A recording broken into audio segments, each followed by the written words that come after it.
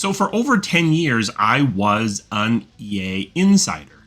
What did that mean and how did it affect me? As an insider, the company decided that I had access to information that was otherwise not available to the general public. And enough of that information that, in theory, I had the ability to predict the movement of the EA stock to some degree. As a result, my ability to trade EA stock was greatly limited. You may or may not know this, but part of the compensation within larger corporations like Electronic Arts is, in addition to a salary, some amount of stock compensation. On some cadence, quarterly, monthly, yearly, you will get some amount of stock in addition to your salary. Usually, the stock is granted early, and then after some degree of time, the stock will vest, which means you now have access to that stock in order to buy and sell it. This is done as a form of retention because you have money coming in the future. The hope is that because of that, you are more likely to stay at the company in order to get that stock and to therefore get that financial benefit from eventually selling that stock. I know of people who are very senior within EA who have been getting stock since 2008, have never sold a single share of EA, are sitting on a ton of EA stock. In at least one case for kind of silly reasons because they are unwilling to figure out the tax consequences of actually selling that stock.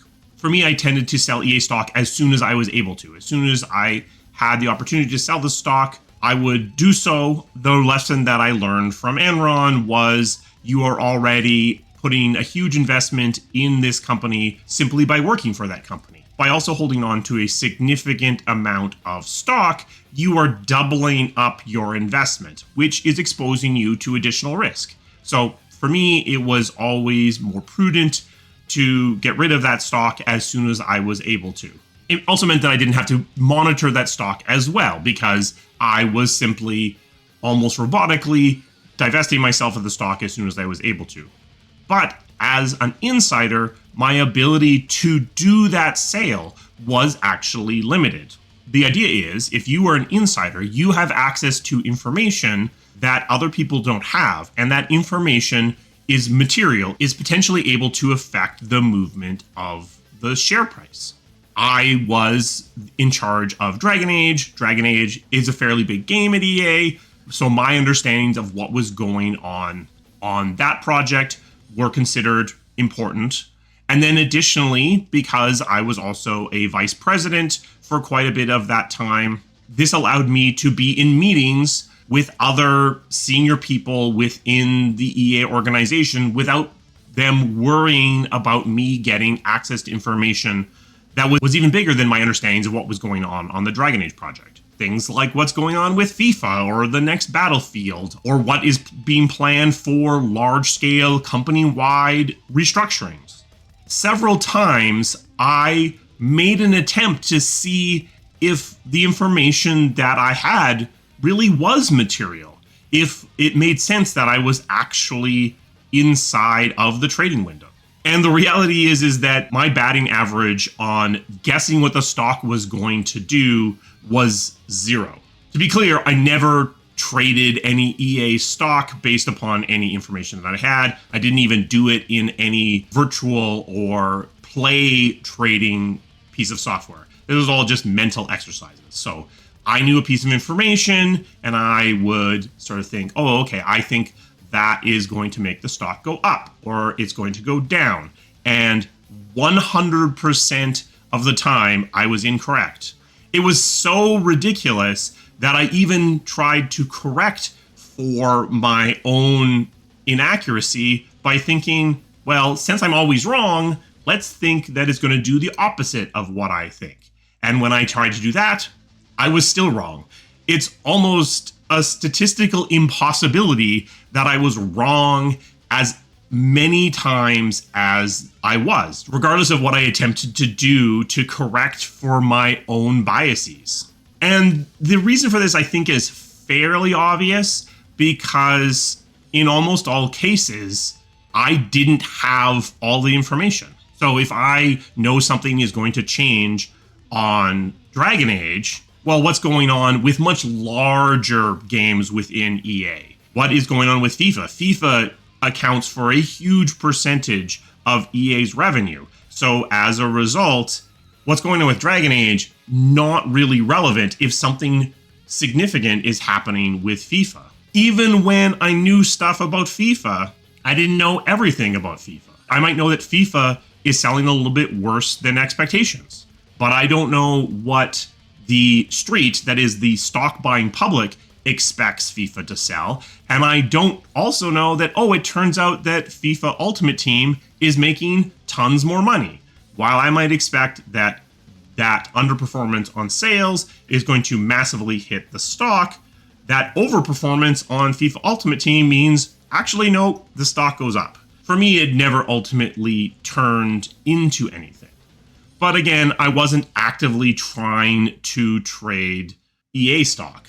I am aware of people who, for years, actively resisted being inside the trading window, being an insider, in order to continue to actively trade EA stock, including actually shorting the stock. For me, shorting the stock of the company you work for feels really sketchy. I don't think that it's illegal, but it sure doesn't feel super above board.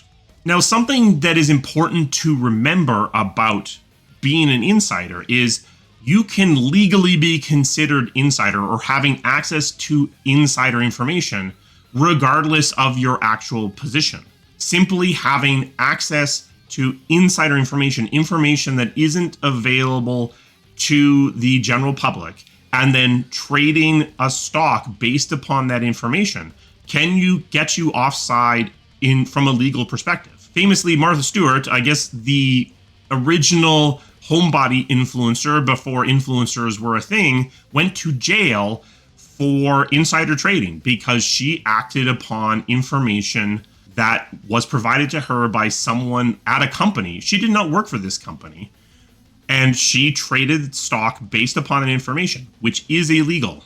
If you are an insider, if you are inside the trading window, the company is essentially kind of protecting you from yourself. It is preventing you from doing anything that might get you into trouble because you simply cannot trade the stock outside of these designated windows.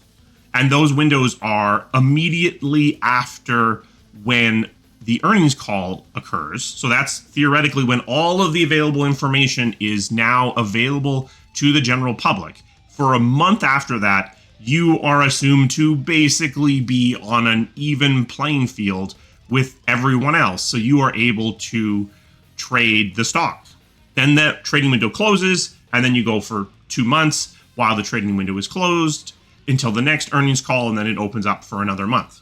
But even if you aren't an insider, you can be charged, you can be offside and get into trouble for insider trading. As I said, it didn't really affect me materially because I would sell stock as soon as it was available. It meant that my ability to sell stock was often delayed, but it wasn't affecting the way that I acted. Sometimes it lost me money because the stock would vest, become available, and I wouldn't be able to sell it for a couple of months, and the stock price would go down, and then I would sell it. Sometimes it would make me money because the opposite would happen. The stock would vest. If I had been able to, I would have sold it, and then it goes up over the next couple of months. Like I said, I never really had access to the right pieces of inside information in order to predict what the stock was going to do, but you certainly can. Lots of members of the C-suite have access to a wide swath of information. The people who run FIFA have access to pretty much exactly the right pieces of information to be able to predict what the stock is going to do. It's not that insider information is meaningless. It's not that the rules around insider trading are stupid. It's just that my particular circumstances didn't lead to me being able to understand what the share price was going to do. The trading windows for EA stock are open in February, May, August, and November. So if you are watching the behaviors of very senior people within the EA organization, and you see a bunch of activity on stock in one of those 4 months, or suddenly someone resigns right around one of those windows, you can kind of understand what may have happened. They may have been waiting for the trading window to open so they could sell all of their stock, and then they resigned. That isn't always necessary. There are reasons why you might be able to resign and still be able to sell your stock after resigning, but often people are very conservative and will wait until they're actually able to do so before they actually hand in their resignation, just in case something happens. So what did it mean for me? It meant I got to go to some meetings that I otherwise wouldn't have been able to, which was good. It helped me understand the organization better. It helped me lead Dragon Age better. But in terms of being able to predict what the EA share price was going to do, it gave me absolutely no insight. A special thanks to my members. They provide the resources that this channel needs to keep running. If you're interested in becoming a member, there's a link to that down in the description. We also have a Patreon if you are more comfortable supporting the channel in that way. Both channel members and patrons get access to our Discord. So if you are interested in interacting with the community around this channel, that's a great way to do so. Have you ever been able to predict the movement of a share price? For me, I thought I was able to do it in the late 90s, and then I lost a bunch of money. I leave my investments to other people more qualified than myself in these days. I thought this was just an interesting anecdote to give you an insight into some of the inner workings of a large, multinational, publicly traded company. I will see you again soon. Thank you.